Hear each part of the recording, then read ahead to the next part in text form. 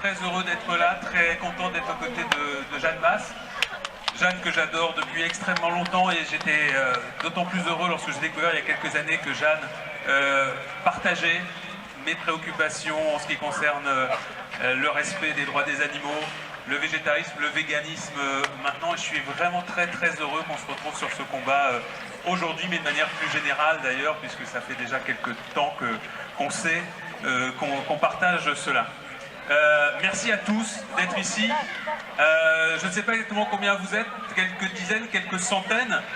C'est déjà très bien, même si évidemment on pourrait s'attendre à ce qu'aujourd'hui en France, lorsqu'on décide de protester contre la chasse, contre le loup, mais contre la chasse en général, on pourrait s'attendre à ce qu'on soit bien plus encore, parce que c'est une évidence que la chasse est aujourd'hui un archaïsme dans une société qui se dit évoluée, une société qui se dit humaniste au sens moderne du terme, bien évidemment, et non pas au sens archaïque, c'est-à-dire un humanisme qui ne pense qu'à l'homme et pas aux autres, être sensible.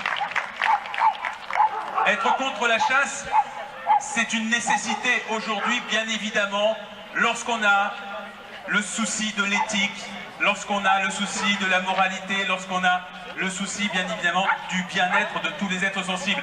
C'est pas extrêmement moderne d'être contre la chasse. En 1516, c'est-à-dire il y a plus de 5 siècles, Thomas More a écrit un livre qui s'appelle l'Utopie, dans lequel il décrivait un monde idéal. Et dans ce monde-là, Thomas More n'était pas végétarien, il n'était pas vegan, mais déjà il disait que la chasse devait être prescrite, bannie, parce que c'était une barbarie. Déjà il y a 5 siècles, il y a des gens qui l'écrivaient, qui l'avaient compris. Alors on peut se poser la question de savoir pourquoi au XXIe siècle, ça n'apparaît pas comme une évidence. Bien évidemment que ça va être l'une des phases importantes de l'évolution de notre société que d'interdire complètement la chasse, avant même que cette société devienne végétarienne ou végane, comme je suis persuadé qu'elle le sera un jour et très prochainement.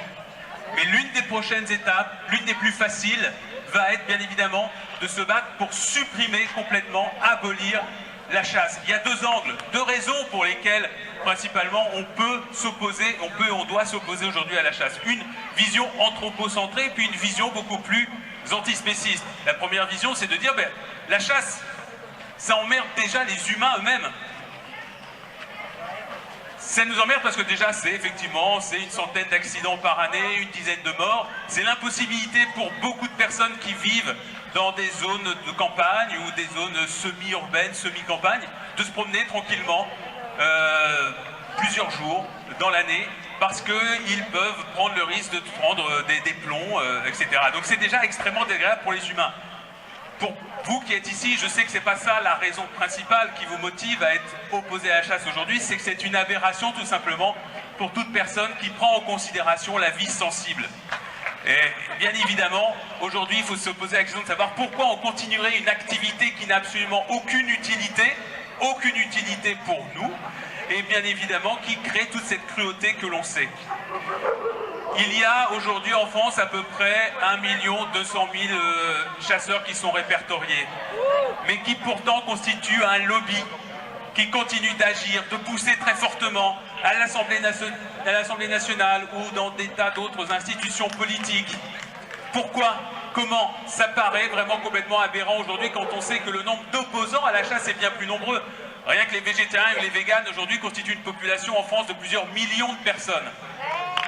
Donc ça fait partie des choses aussi sur lesquelles aujourd'hui on ne peut plus se taire et sur lesquelles on doit être de plus en plus ferme et de plus en plus fort.